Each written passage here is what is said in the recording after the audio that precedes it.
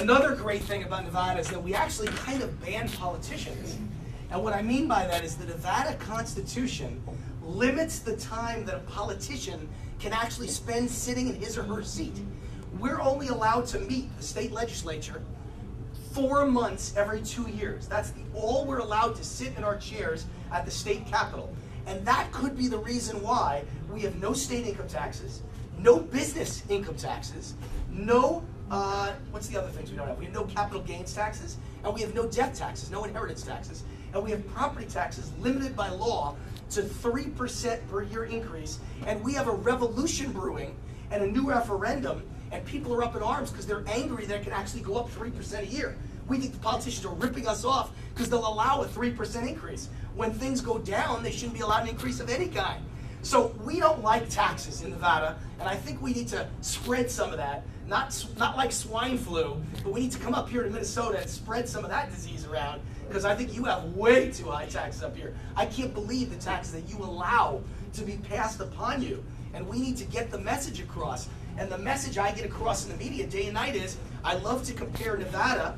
See if I got the stats here. I could probably quote them off the top of my head, but I like to get them exactly right. I like to quote the stats of Nevada versus California. Now, I don't know how many of you know this, but for the last 25 years, Nevada is the fastest growing state in the United States of America. #1. And the U.S. Census Bureau just released the newest stats, and they guesstimated, it's just the educated guess, no one knows for sure, but they predicted for the next 25 years, Nevada will be #1 in the United States for population growth. And it could be because we have personal and economic freedom.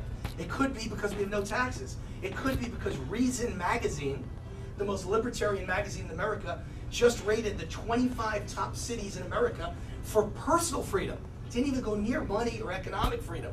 And #1 in America is Las Vegas, Nevada, where you can do what you want to do in your own bedroom without government bothering you. Now, it gets worse every day. Let me not paint a perfect picture here. It's not utopia. Every day, people move from California to Nevada, and they're trying to root it for us. And they just voted for Obama, first time in years a Democrat got Nevada as the state for president. They just voted in a Democratic legislature. But let me tell you how things are done in Nevada. Even the Democratic legislature is scared to death to vote for tax increases.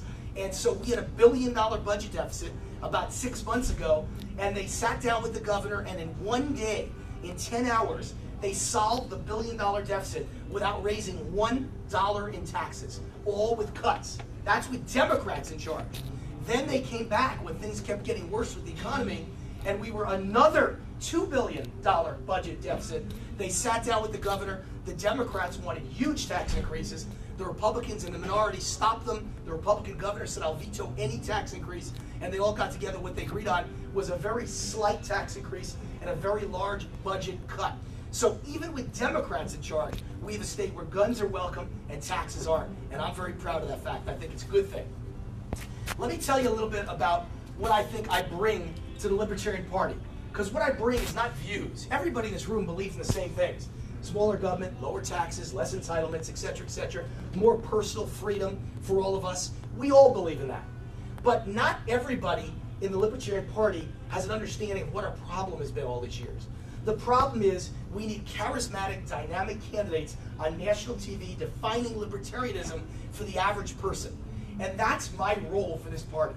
I've become the de facto face and voice of the Libertarian Party nationwide on Fox News and on media all over the United States. Now, let me tell you a little bit about that. First of all, I got the vice presidential nomination last May 29th, I believe it was, in Denver, Colorado at the Libertarian Convention. And by the way, the person who gave my nominating speech, I went with a very odd choice, unique choice to give my nominating speech for president at that convention. At the time, I was a real black sheep, unknown, had never been in the Libertarian Party, lifelong Republican. Everybody doubted me. Everybody questioned me. Is he really a Republican? Is he not someone who believes in the same things we do? I had no support going into the convention. 2 days before the convention, I was invited to Washington, D.C. by Reason magazine. They invited 3 people they felt were front runners for the Libertarian presidential nomination to have a debate. And it was myself, Congressman Bob Barr, and former United States Senator Mike Gravel. Now, just to show you the mindset of not only Washington, D.C., but the media. I got to explain to you what happened, because it's one of the great stories of my life, one of the most horrible stories, but I see everything in terms of turning lemons into lemonade. That's the whole story of my life.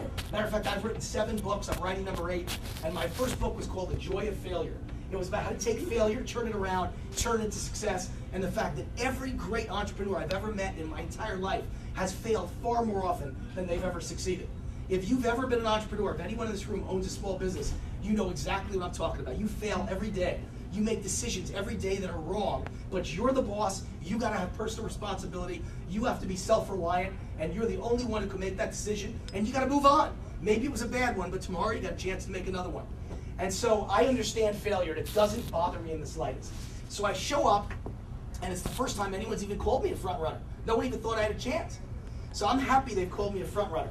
And so I show up at Reese Magazine, and we debate. Bob Barr, Mike Gravel, and myself. When the debate's over, I have clearly won it. Everyone in the room is talking to me and saying, wow, you're the man. You're going to win it. Well, everyone in the room that was a libertarian is talking to me. But Gravel and Barr are in the corner, and all the media is talking to them. Because the media in D.C. can't imagine that an odds maker from Las Vegas and a small businessman and a homeschool dad and a guy who calls himself a citizen politician who's never been on the national radar could possibly win the presidential nomination. It's impossible. So they don't even talk to me. The next morning, I'm flying to Denver to make the convention.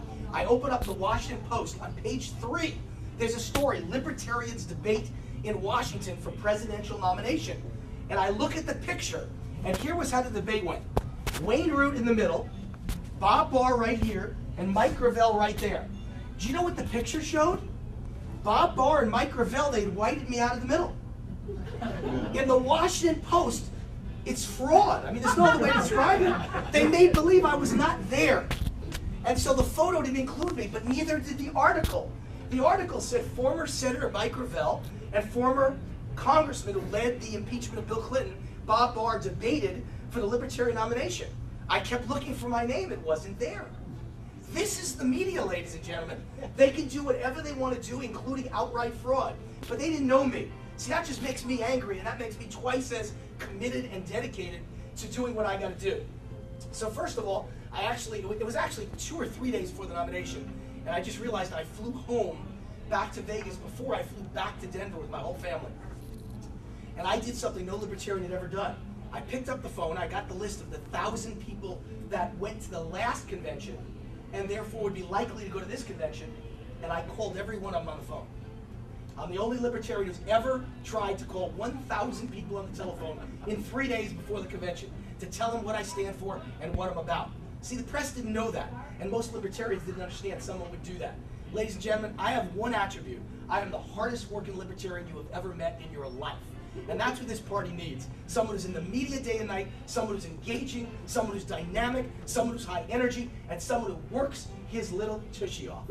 And that's what I do. I'm from New York, so we say things like that. So I called every single libertarian. I got to the convention, and then I pulled my ace out of my pocket. Everybody else had politicians nominating them for President of the United States. I put my 16-year-old daughter on the stage to nominate me for President of the United States. 16-year-old homeschooled daughter. No one has ever met a 60-year-old homeschooled daughter like this before. Just so you know, she's about to go to Harvard. And this homeschooled daughter just now took her SATs 2 weeks ago, and she got 2 perfect 800s. In a city, Las Vegas, where they just announced on the news yesterday, Las Vegas is last in America in education. 46% of our high school students graduate. 46%. And then they defend public schools and say homeschooling is bad. It's negative. You have no right to do it. My daughter thinks she's headed off to Harvard or Yale. She'll be recruited by those two because she's one of the world's a world-class fencer, student athlete who fences and represents the United States at events around the world by herself. I send her to Austria and Germany by herself at the age of 16 because she's that mature, because she's been around adults her whole life and homeschooled by not only her family, but retired public school teachers who now live in Las Vegas near me, and we hire them to come in and tutor her one-on-one in subjects. And it's worked that well.